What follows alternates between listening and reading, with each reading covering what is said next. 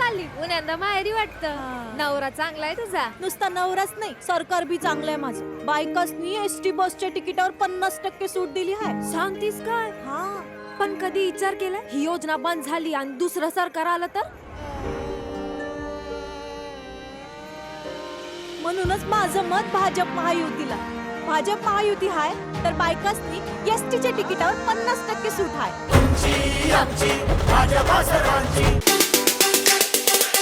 तिलारीला त्या ठिकाणी टेंडर होतं. कोणी आणले बाउन्सर?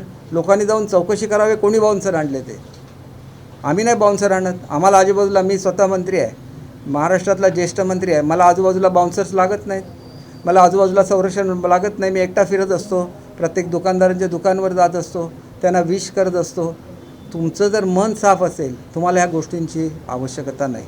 आणि म्हणून मला सांगायचं आहे की असल्या अनिष्ट प्रवृत्ती यायला देऊ नका. पैशाचा जरी वर्षाव केला तरी ते झिडकारण्याएवढी ताकद ही आमच्या सावंतवाडी संस्थांच्या संस्कृतीने आम्हाला दिलेली आहे, जी बापूसाहेब महाराजांनी आम्हाला शिकवली, जी शिवरामराजे भोसलेने आम्हाला शिकवली. आणि म्हणून स्वतः राष्ट्रपिता महात्मा गांधीने या संस्थांना रामराज्य अशी पदवी दिलेली होती. आमचे दिवसभरातले सर्व अपडेट्स, ताज्या घडामोडी आणि थेट लाईव्ह पाहण्यासाठी सबस्क्राईब करा, लाईक करा कोकण